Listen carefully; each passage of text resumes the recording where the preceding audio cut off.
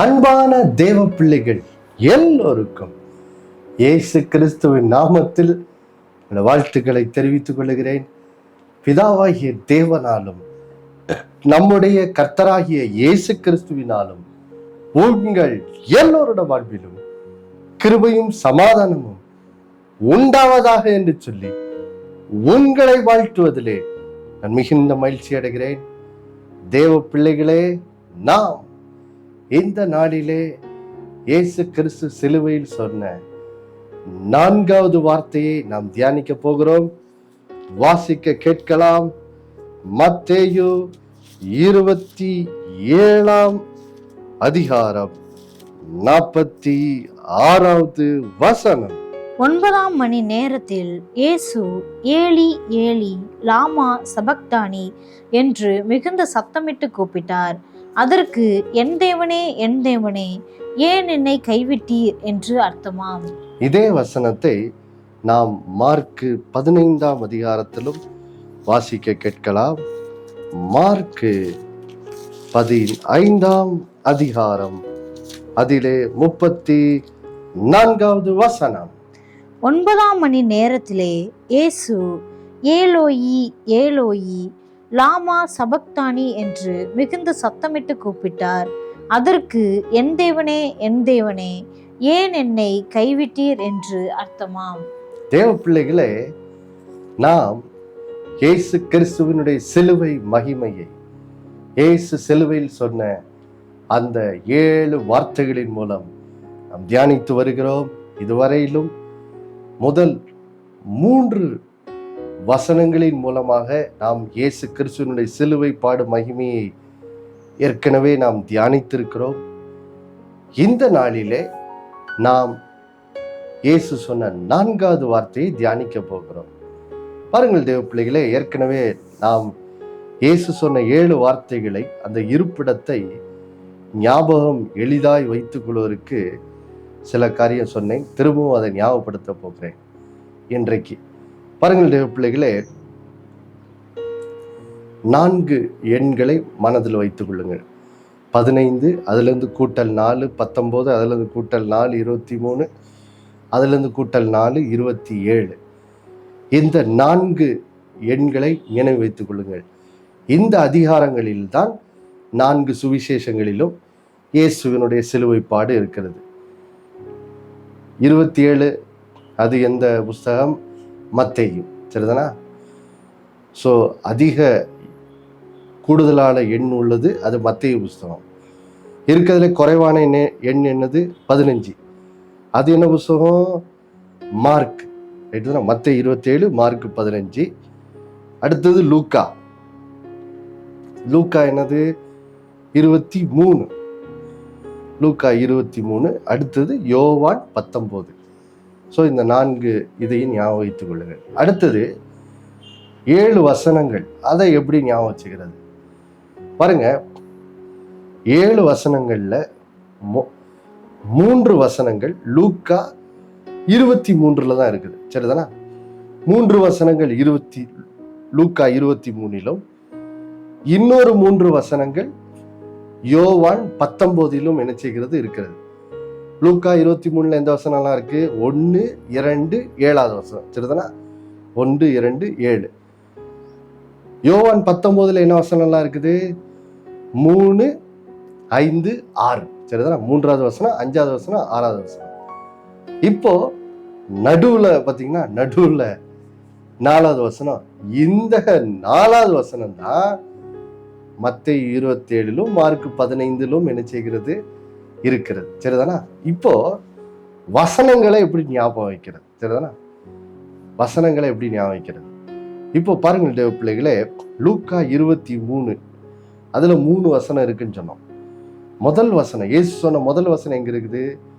லூக்கா 23, 34, சரிதானா? லூக்கா 23, 34வது வசனம், சரிதானா? இந்த 34வது வசனத்தை ஞாபகம் வச்சுக்கோங்க. இந்த 34வது வசனத்துல தான் பாருங்க, இப்போ 34வது வசனமா? இப்போ அதை என்ன செய்யுங்க? திருப்பி போடுங்க. 34 திருப்பி போட்டா என்னது? 43. அப்போ லூக்கா 23, 43 தான் இயேசு சொன்ன 2வது வசனம். சரிதானா? முதல் வசனம் 34, லூக்கா 23:34. அதை திருப்பி போட்டா 43. அது 2வது வசனம். இப்போ இயேசு சொன்ன கடைசி வசனம் 7வது வசனம் லூக்கா 23 எங்க இருக்குது? அது +3, 43 +3 46வது வசனத்துல இருக்குது. சரிதானா? இப்போ பாருங்கள் தேவ பிள்ளைகளே, இயேசு சொன்ன 4வது வசனம், அதனோட இருப்பிடம் வசனம் எங்க இருக்குது? நம்ம பார்த்தோம், அதிகாரம் 27, மார்க்கு 15. சரிதானா? இப்போ அது 2 எந்த வசனத்துல இருக்குது? லூக்கா 23 இயேசு சொன்ன கடைசி வசனம் 7வது வசனம் எத்தனாவது வசனம்? 46 தானே? அதை தான் மத்தேயு 27, 46. அதுதான் என்னது? இயேசு சொன்ன 4வது வசனம். மார்க்கு 15 உள்ள இருப்பிடம் வசன இருப்பிடம் எப்படி புரிந்து கொள்றது? லூக்கா 23 இயேசு சொன்ன முதல் வார்த்தை அது எந்தனாவது வசனம்? 34. ரைட்டுதானா? அந்த 34 மார்க்கு 15, 34க்குள்ள கொண்டு வாங்க. இயேசு சொன்ன 4வது வார்த்தை என்ன செய்துச்சு? வந்துருச்சு. சரிதானா? இப்படிதான் நாம் இந்த வசனங்களை என்ன செய்யணும்? ஞாபகம் வைத்துக் கொள்வோம். அதே போல இயேசு யோவான் 19 சொன்ன வசனங்களை எளிதாக எப்படி ஞாபகம் வைக்கிறதுன்னு சொன்னேன். யோவான் 19ஆம் அதிகாரம், அதுல என்னென்ன வசனத்துல இருப்பிடம் இருக்குது? 3வது வசனம், இயேசு சொன்ன 3வது வசனம் யோவான் 19, 26. சரிதானா? அப்புறம் 5வது வசனம், அதுல 26 +2 2 கூட்டிக்கவங்க 28வது வசனம். அது வந்து இயேசு சொன்ன 5வது வசனம். அதுல இருந்து இன்னொன்னு 2 கூட்டிக்கவங்க 30. யோவான் 19, 30 இயேசு சொன்ன 6வது வசனம். சரிதானா? இப்படியாக நீங்க எளிதில் இயேசு சொன்ன 7 வசனங்களை என்ன செய்யலாம்? அதனுடைய இருப்பிடத்தை நீங்க ஞாபகம் வைத்து கொள்ளலாம். சரிதானா? இப்பொழுது நாம் இயேசு சொன்ன 4வது வார்த்தையை தியானிக்க ஆரம்பிக்கலாம். இங்கே பாருங்கள் தேவ பிள்ளைகளே, ஒரு ஆச்சரியமான காரியம் என்ன செய்கிறது? நடக்கிறது. பாருங்க, இப்போ மார்க்கு 15, 33வது வசனத்தையும் ஒரு நிமிஷம் வாசிக்க கேட்போம். 6ஆம் மணி நேரம் முதல் 9ஆம் மணி நேரம் வரைக்கும் பூமி எங்கும் அந்தகாரம் உண்டாயிற்று. பாருங்கள் தேவ பிள்ளைகளே, இயேசு சிலுவையில எவ்வளவு மணி நேரம் தொங்கினார் என்றால், காலையில் 9 மணியிலிருந்து மதியம் 3 மணி வரைக்கும் இயேசு சிலுவையில என்ன செய்கிறார்? தொங்குகிறார்.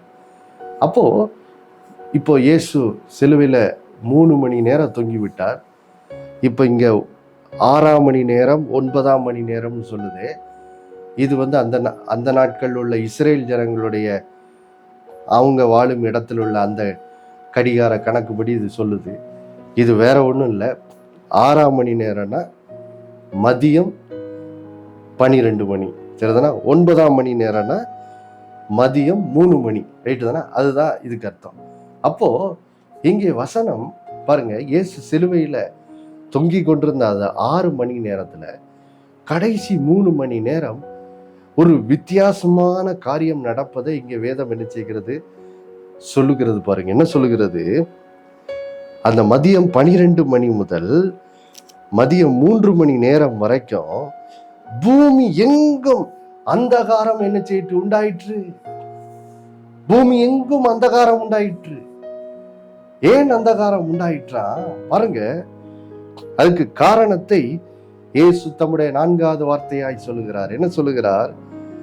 என் தேவனே, என் தேவனே, ஏன் என்னை கைவிட்டீர் அப்படின்னு சொல்லி இயேசு இங்கே கதறுகிறதை என்ன செய்கிறோம்? பார்க்கிறோம். பாருங்கள் தேவ பிள்ளைகளே, ஏன் இயேசு இப்படி கதற வேண்டும்? என் தேவனே, என் தேவனே, ஏன் என்னை கைவிட்டீர் என்று சொல்லி அந்த 3 மணி நேரம் ஏதோ ஒன்று நடக்கிறது. பூமி எங்கும் பாருங்க அந்தகாரம் உண்டாயிற்று, அதாவது இருள் உண்டாயிற்றுன்னு போட்டிருக்குது. அங்கே சிலுவையில இயேசு அந்த மதியம் 12 மணியிலிருந்து அவர் தம்முடைய ஜீவனை பிதாவின் கையில் ஒப்புவிக்கும் அந்த மதியம் 3 மணி நேரம் 3ஆம் மணி நேரம் வரைக்கும் 3 மணி நேரம் பாருங்க, ஒரு பெரிய இருள், ஒரு காரியம் அங்க நடக்கிறது. அது நடுவுல தான் இயேசு சொல்லுகிறார், என் தேவனே, என் தேவனே, ஏன் என்னை கைவிட்டீர் என்று என்ன செய்கிறார்? அவர் கதறுகிறதை என்ன செய்கிறோம்? பார்க்கிறோம். பாருங்கள் தேவ பிள்ளைகளே, ஏன் இயேசு அப்படி கதற வேண்டும்? அங்கே அந்த 3 மணி நேரம் என்ன நடந்தது அப்படிங்கிறத நம்ம புரிந்து கொள்றதுக்கு பாருங்க, நம்ம இயேசுனுடைய இந்த சிலுவை பாடும் மகிமையை புரிந்து கொள்றதுக்கு நாம் குறிப்பாக 2 அதிகாரத்தை தான் குறிப்பாக தியானித்து வருகிறோம். ஏசாயா 53, லூக்கா 22, இந்த 2 அதிகாரத்தையும் மாறி மாறி பார்க்கிறோம். இப்பொழுதும் தொடர்ந்து அதை தான் என்ன செய்ய போறோம், பார்க்க போகிறோம். பாருங்கள் தேவ பிள்ளைகளே, முதலாவது ஏசாயா 53ஆம் அதிகாரம் 10வது வசனத்துக்கு நாம் செல்லுவோம். கர்த்தரோ அவரை நொறுக்க சித்தமாகி அவரை பாடுகளுக்குட்படுத்தினார். அவருடைய ஆத்துமா தன்னை குற்ற நிவாரண பலியாக ஒப்பு கொடுக்கும் போது அவர் தமது சந்ததியை கண்டு நீடித்த நாளாய் இருப்பார். கர்த்தருக்கு சித்தமானது அவர் கையினாலே வாய்க்கும். பாருங்கள் தேவ பிள்ளைகளே, அந்த 3 மணி நேரம் பூமி எங்கும் இருள் உண்டாயிற்று. அங்கே ஒரு ஏதோ ஒன்று நடந்தது.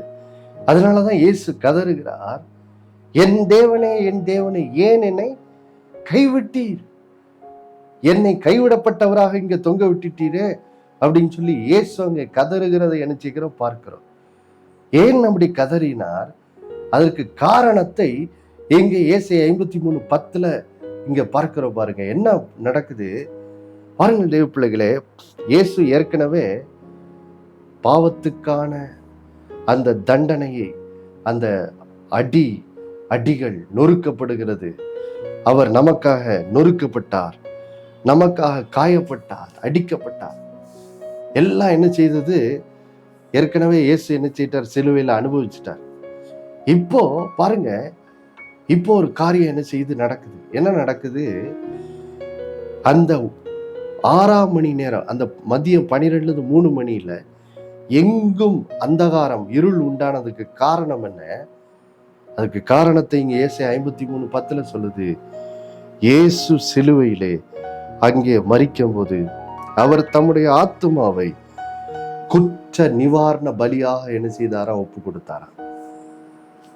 குற்ற நிவாரண பலியாக என்ன செய்தார், ஒப்பு கொடுத்தார். பாருங்கள் தேவ பிள்ளைகளே, லேவியராம புஸ்தகத்துல பாவத்துக்காக செலுத்தப்பட்ட 5 விதமான பலிகளை பற்றி என்ன செய்கிறது, பேசுகிறது. தகன பலி, சமாதான பலி, மற்றும் இன்னும் பாவ நிவாரண பலி, குற்ற நிவாரண பலி, இன்னும் நன்றி செலுத்துதலுக்காக செலுத்தப்பட்ட பலி, இப்படி 5 விதமான பலிகள் செலுத்தப்பட்டது. அதுல இந்த குற்ற நிவாரண பலி என்ற அந்த பலி எதற்காக செலுத்தப்பட்டது என்றால், மனுஷன் செய்த, பாருங்க, மனுஷன் சில நேரத்துல பாவம் எப்படி செய்யறான், தெரிஞ்சே செய்யறான், கடின இருதயத்தோடு ரொம்ப பொல்லாப்பு கொண்டு என்ன செய்கிறான், மனுஷன் என்ன செய்கிறான், தேவனுக்கு விரோதமா என்ன செய்யறான், பாவம் செய்யறான். அப்போ அப்படி பாவம் செய்யும்போது பாருங்க, இந்த குற்ற நிவாரண பலி எப்படி செலுத்தப்படணும்னு சொல்லி அந்த லேவியராமத்துல சொல்லும் போது, பாவத்துக்காக அங்க ஒரு ஆட்டுக்குட்டி மரிக்கிறது மட்டும் இல்ல, அந்த செய்யப்பட்ட பாவத்தின் நிமித்தம் வந்த அந்த பாதிப்புக்கு பாருங்க, இப்ப என்ன செய்ய வேண்டியிருக்கு, சரி செய்ய வேண்டியது. அதாவது அந்த இழப்புக்காக அந்த இழப்பீடை சரி செய்ய வேண்டும் என்றும் அங்கே பாருங்க, அங்க ஒரு சட்டம் லேவியராமத்துல என்ன செய்யப்படுது, இந்த குற்ற நிவாரண பலி குறித்து அங்கே சொல்லப்படுகிறது. பாருங்க, அப்போ யோசிச்சு பாருங்க, அந்த சட்டத்தின்படி தான் இயேசு பாருங்க, மனுஷன் பாவம் செய்த போது ஏதோ அவன் பாவம் செய்துட்டான் அப்படிங்கிறது மட்டும் இல்லை. பாருங்க, பாவத்தின் நிமித்தம் இன்றைக்கு எல்லா விதத்திலும் பாதிப்பு என்ன செய்து விட்டது, உண்டாகிவிட்டது. பூமி சபிக்கப்பட்டதா மாறிவிட்டது. இன்னைக்கு பூமியே தீமையும் சாபமும் பாருங்க, வியாதிகளும் வேதனைகளும் நிறைந்த பூமியை அணைச்சிட்டு மாறிட்டு, தேவனை விட்டு மனுஷன் பிரிக்கப்பட்டு விட்டான். இப்போ மனுஷன் தேவனுக்கு விரோதமா என்ன பண்ணியிருக்கிறான், கலவம் பண்ணி இருக்கிறான். தேவனுடைய திட்டத்தையே அவன் பாழ் பண்ணிட்டான். இப்படி அதனால பெரிய பாதிப்பு என்ன செய்து உண்டாயிருக்கிறது. அப்போ இயேசு சிலுவையில மரிக்கும் போது வெறும் பாவத்துக்காக மரிக்க மட்டும் செய்யல, அந்த ஏற்பட்ட இழப்புக்கான அந்த அந்த இழப்பீடை சரி செய்யும்படி அவர் தன் ஆத்துமாவை அந்த பாவத்தினால் உண்டான அந்த எல்லா பாருங்க அந்த பாதிப்பையும் சரி செய்யும் ஒரு பலியாக தன்னை அவர் அங்கே சிலுவையில் ஒப்பு கொடுக்கிறார். ஒப்பு கொடுக்கும் போது என்ன ஆகுது? தேவன் பாவத்தின் நிமித்தம் பாருங்க வந்த தம்முடைய அத்தனை கோபாக்கினையும், அத்தனை தன்னுடைய நியாயமான பாவத்தின் நிமித்தம் தேவன் மனுஷன் மேல் கொண்டிருந்த அத்தனை அந்த நியாயமான கோபத்தையும் பிதாவானவர் இயேசுவின் மேல் அங்கே சிலுவையில் என்ன செய்கிறார்? ஊற்றுகிறார். இயேசுவின் மேல் தேவனுடைய கோபாக்கினியின் பாத்திரம் என்ன செய்யப்படுகிறது? ஊற்றப்படுகிறது. அதை பாருங்க சங்கீதம் 22 வேதம் அழகாக அதை என்ன செய்கிறது? அதை விவரித்து சொல்லுகிறது பாருங்க. சங்கீதம் 22 இப்போ 12வது வசனத்திலிருந்து ஒவ்வொரு வசனமா வாசிக்கலாம்.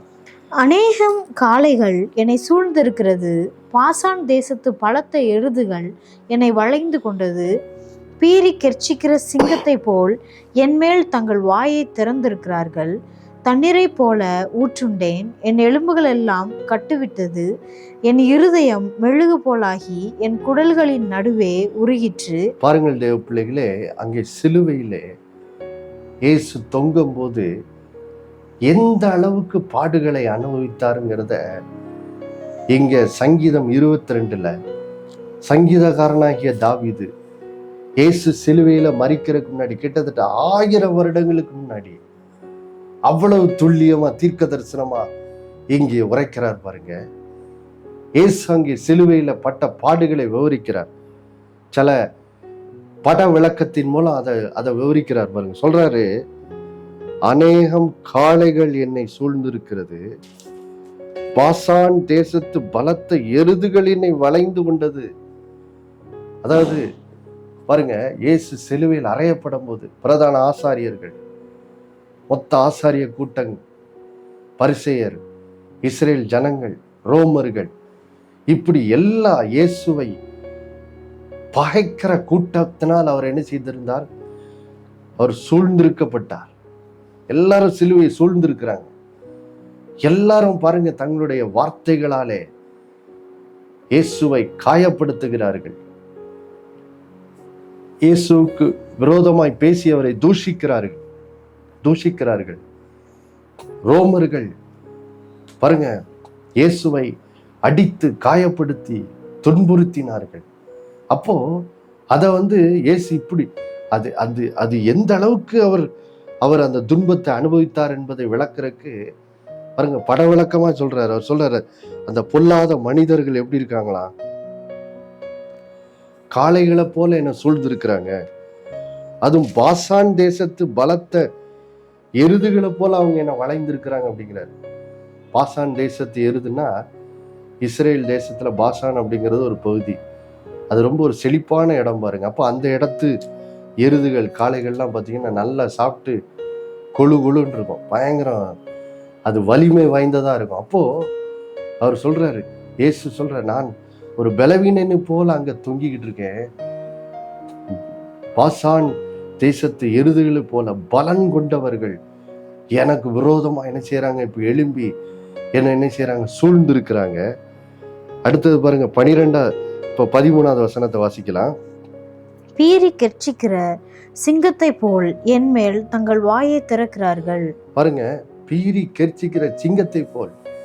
பாருங்க, சிங்கம் தன் இரையை பார்த்தோன்னே என்ன செய்யும்? ஓடி போய் அதை கவ்வி பிடித்து அதை என்ன செய்யும்? பீறி அதை கிழித்து போட்டு அதை என்ன செய்யும்? தின்று விடும். இப்போ இயேசு சொல்றாரு, என்னை சுற்றி இருக்கிறவர்கள், என்னை எதிர்த்திருக்கிறவர்கள் ஒரு பீறி கெர்ச்சிக்கிற சிங்கத்தை போல் தங்கள் வாயினால் என்னை என்ன செய்கிறார்? வாயை திறந்து தங்கள் வார்த்தைகளாலே என்னை கிழித்து போடுகிறார்கள். எதிரிகளால் நான் என்ன செய்யப்பட்டிருக்கிறேன்? எல்லாரும் என்னை சூழ்ந்திருக்கிறாங்க.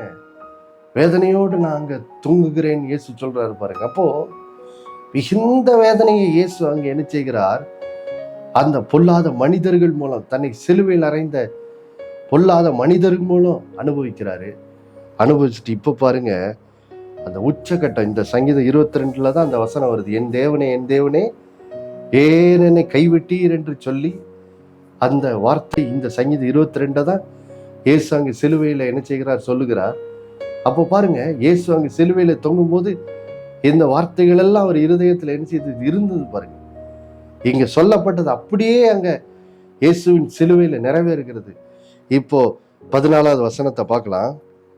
தண்ணீரை போல ஊற்றுண்டேன், என் எலும்புகள் எல்லாம் கட்டுவிட்டது, என் இருதயம் மெழுகு போலாகி என் குடல்களின் நடுவே உருகிற்று. அப்போ பாருங்க, கிட்டத்தட்ட 6 மணி நேரம் இயேசு தண்ணீர் இல்லாமல், யோசிச்சு பாருங்க, தண்ணீர் இல்லாமல் ஏற்கனவே அவர் அடிக்கப்பட்டு நொறுக்கப்பட்டு, கிட்டத்தட்ட நடு ராத்திரி இயேசுவை கெட்சமன தோட்டத்துல கைது பண்றாங்க. அதுல இருந்து அவரை நியாயம் விசாரிக்கிறக்கா அங்கு இங்கும் அழைக்கிறார்கள். விசாரிக்கப்பட்ட போது எல்லாரும் அவரை அடிச்சு துன்புறுத்துறாங்க.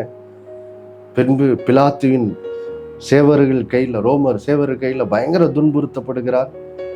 அப்போ யோசித்து பாருங்க, இப்படி அவர் நடு இரவுல இருந்து உணவு கிடையாது, தண்ணி கிடையாது.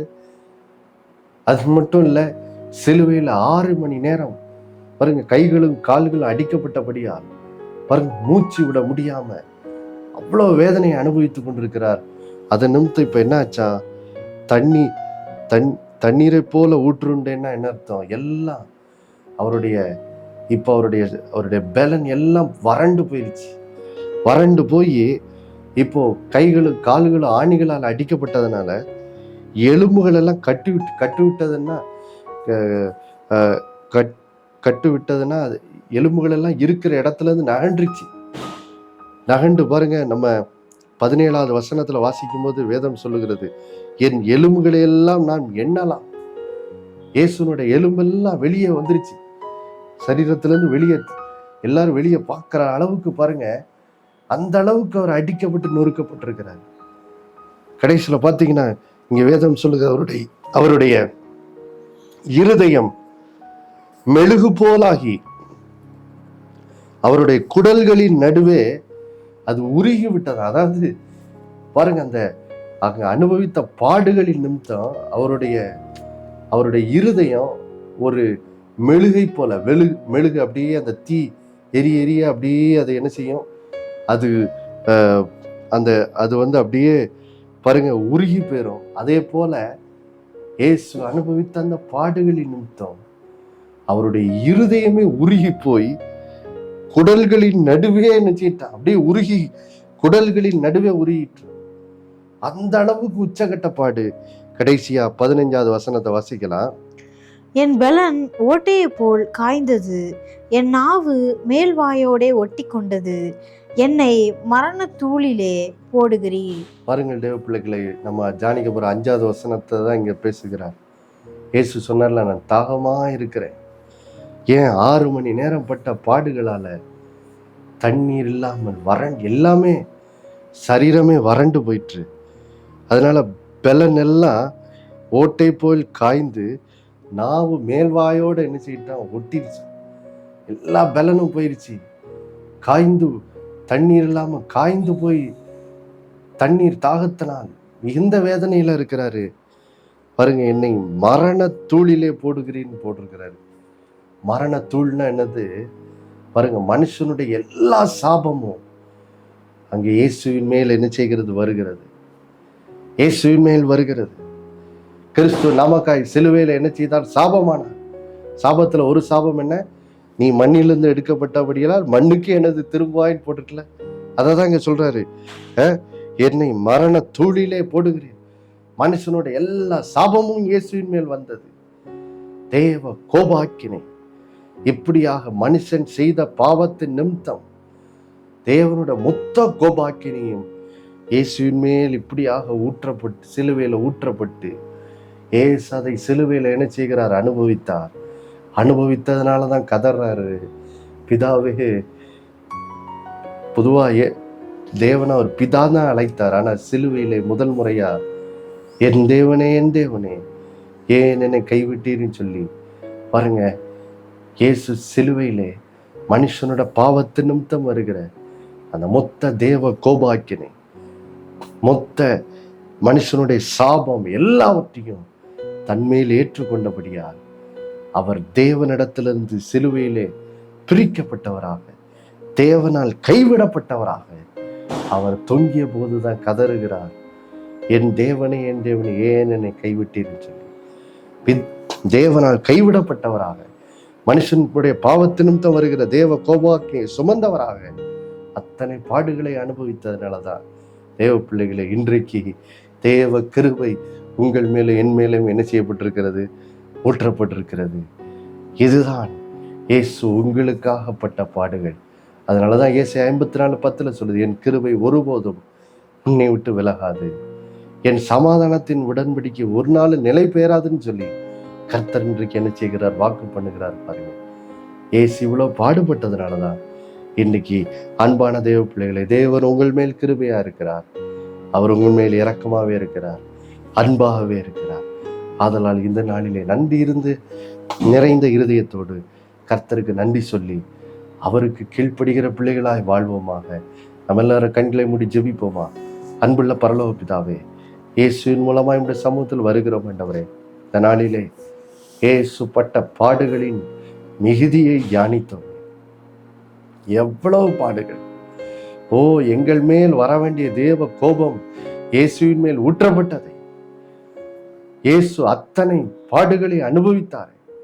குற்ற நிவாரண பலியாக தன்மேல் எல்லா சாபம், தேவ கோபாக்கினை, எல்லா வேதனையும் தன்மேல் சுமந்து கொண்டார். தேவனால் கைவிடப்பட்டார். இதன் நிமித்தம்தான் ஆண்டவரே இன்றைக்கு அப்பா தேவ கிருபை இன்றைக்கு எங்கள் மேல் வருகிறது. அதனால் நம்முடைய பிள்ளைகள் இதை உணர்ந்தவர்களாக, இதுவரையிலும் யாரெல்லாம் தங்க இஷ்டப்படி வாழ்ந்துட்டு இது என் வாழ்க்கை, நான் எப்படி வேணா வாழ்வேன்னு நினைச்சிட்டு இருக்காங்க, அவங்கெல்லாம் இந்த நாளில் மனம் திரும்பி தேவனுடைய கிருபையை உணர்ந்து ஆண்டவரே இனி அப்பா நமக்கு பிரியமாய் வாழ்வேன்னு சொல்லி தங்கள் வாழ்க்கையை அர்ப்பணிக்கட்டும். வாழ்க்கையில ஒரு பெரிய மறுரூபம் மாற்றம் உண்டாகட்டும். இனி தேவனுக்கு கீழ்ப்படுகிறவர்களாய் இந்த பிள்ளைகளுடைய வாழ்க்கையை மாற்றுங்க. இந்த சத்தியத்தின் மூலம் இயேசுவின் மூலம் வேண்டிக் கொள்கிறோம் நல்ல பிதாவே, ஆமேன். மறுபடியும் அடுத்த வருஷம் நினைப்புடுகிறேன். இயேசுவே ஆண்டவர். ஒவ்வொரு நாளும் அவர் மேல் விசுவாசம் வைத்து வாழுங்கள். ஆமேன்.